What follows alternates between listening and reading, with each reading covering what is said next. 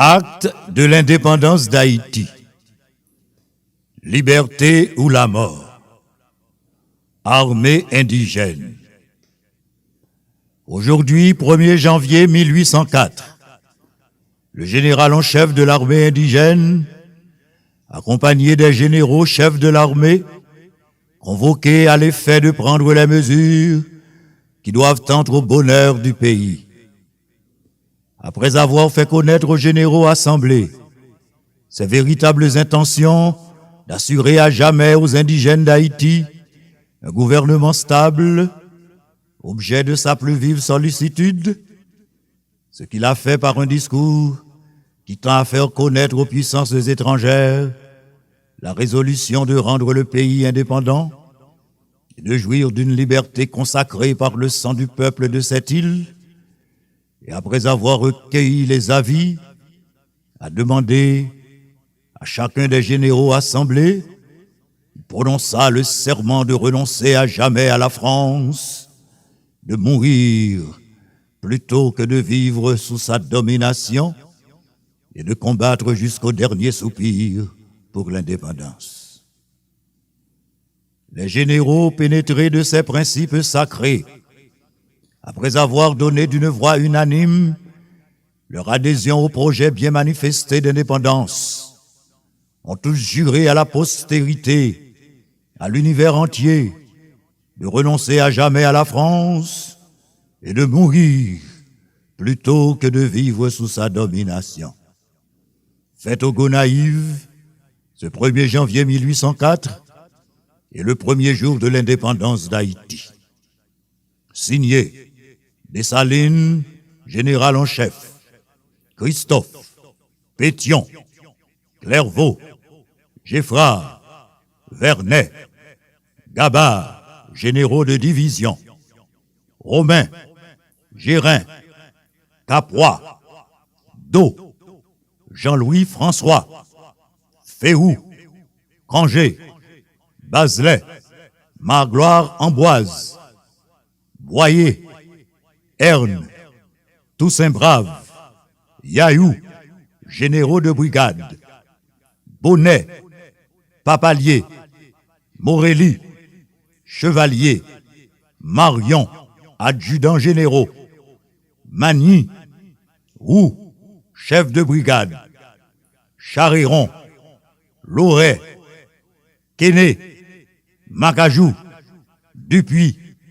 Carbone, Diacroix aîné, Raphaël, Mallette, de Renancourt, officier de l'armée, et Boiron-Tonnerre, secrétaire. L'histoire, telle qu'elle est souvent contée par les hommes, est faite d'affirmations mensongères, de déclarations erronées et parfois d'oublis volontaires et calculés. Notre parcelle d'île Haïti, au cœur de cette grande Amérique, aux confins de ce grand village la terre, la commune maison de tous les hommes, n'a jamais cessé de fixer son identité en tant que nation et d'offrir généreusement ses héros comme modèle à l'humanité. Aujourd'hui, rendons hommage à l'empereur, au père de la patrie. Me rappelai-je avec bonheur que ceux qui sont morts ne sont pas toujours morts. Car jamais mot de poète n'a dans l'histoire autant de proie que par ces moments d'intense réflexion qui doivent nous restituer à nous-mêmes.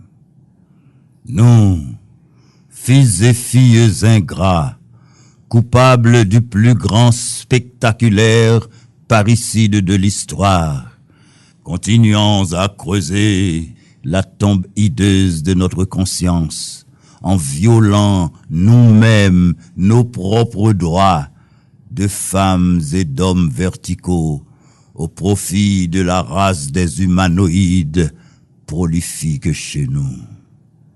Qu'importe, les mânes de l'illustre immortel empereur, si elles n'appellent point à la vengeance, lance sans doute à nos tympans crevés le chant strident et silencieux de l'espoir.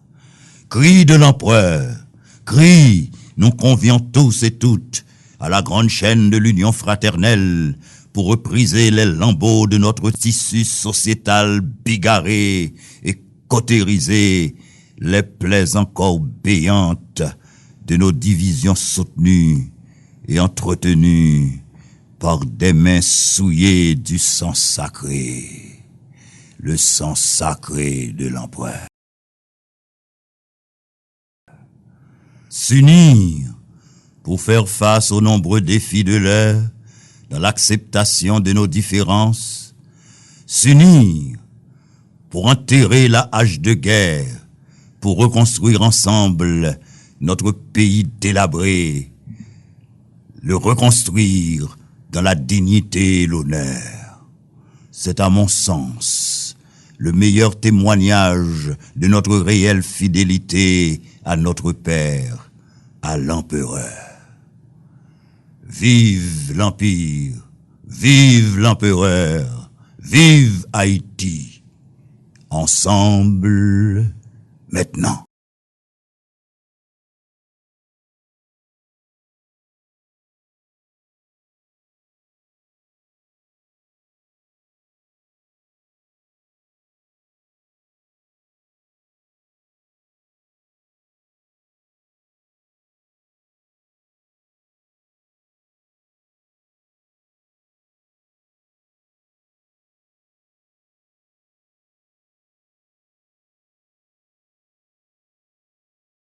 Merci parce que vous avez abonné à la chaîne.